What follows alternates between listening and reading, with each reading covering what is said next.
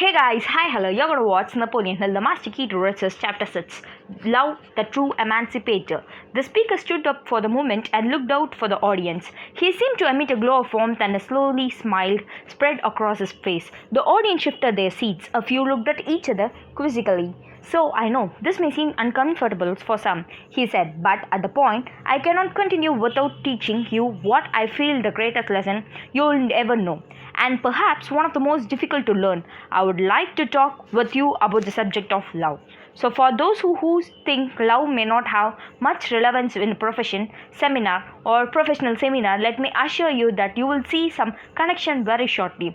As a human being, continued, love is the greatest experience. It can bring one to communicate with infinite intelligence. When it is blended with the connection of emotions of sex and romance, it may lead one to the highest mountain peaks of individual achievement through creative vision. And the emotions of love, sex, and romance are three sides of the eternal triangles of achievement known as genius. Nature creates genius, and through no other media. Love is an outward expression of the spiritual nature of a man. Sex is purely biological, but it supplies the springs of action in all creative efforts, from the humblest creature that crawls to the most profound of all creations, human being. When love and sex are combined with the spirit of romance, the world may well rejoice, for these are the potentials of the great leaders who are profound thinkers of the world. Love makes all humankind related. It clears out the selfishness, greed, jealousy, and envy. True greatness will never be found where love does not abide. So, the love of which I must refer not to be confused with the emotion of sex. For love, the most highest and the purest expression, is combination of eternal triangle, yet it is the greatest than any of its three component parts. So, the love to which I refer is an element vital, the life-giving factor, and the spring of action of all the creative endeavor which have lifted humankind to a present state of refinement and culture. It has the factor which draws a clear line to demarcations between humans and all creatures of the earth below us. It is one of the factors which determines for every person the amount of space he or she shall occupy in the hearts of others. Love is a solid foundation upon which first the 12 riches may be built, a postmental attitude, and let us take heed that no one may ever become truly richly without it.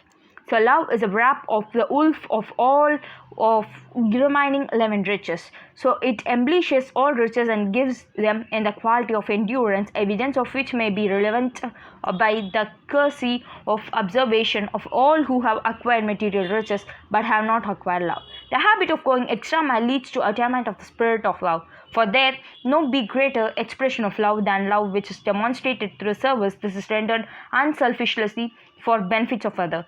Emerson had a vision of a kind of love to which I refer when he said, so those who are capable of humanity, of justice, of love, of aspirations are already in the platform of commands, the sciences and arts, speech and poetry, action and grace, for whomso dwells in the moral beauty, and does already anticipate the spiritual power which men prize so highly.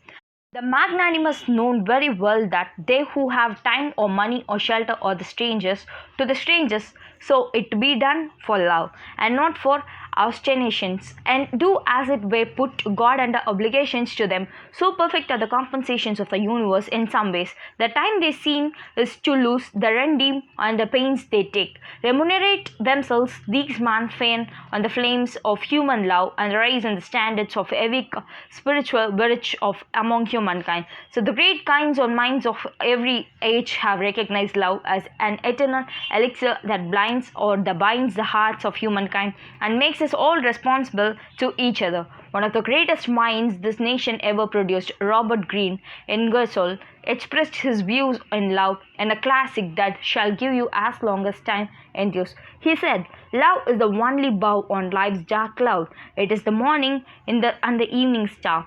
So it shines upon the babe and sheds its readiness or in the quiet tomb. So it is a mother of art, inspires of poets, patriot of philosophers. It is the air and light of every heart, builders of every home, kindler of every fire and every heart. So it was the first to dream of immortality, and it fills the world with melody, for music is the voice of love. Love is the magician and the enchanter, and that changes worthless things to joy, and make right royal king and queens of common clay. It is the perfume of the wondrous flower and the heart, and without the sacred passion that given or divine swan. We are less than beast, but with it earth is heaven and we are gods. Love is transfiguring, it ennobles, purifies, and glorifies. So, love is revelation, a creation from love, and the love, the world borrows its beauty and the heaven their glory. Justice, self denial, and charity and pity, and children of love. Without love, all glory fades, and the noble falls from life. Art dies, music lives, and meanings and becomes mere motions of the air, and which ceases to exist. If only a true great and one will love of all humankind. So one will love the good and bad among all humanity. The good will be loved with pride and admiration and joy. The bad will be loved with pity and sorrow, for one will know, if truly great, that both and the good qualities of good and bad in people often are true, but results in circumstance over which they have, because of the ignorance, little control.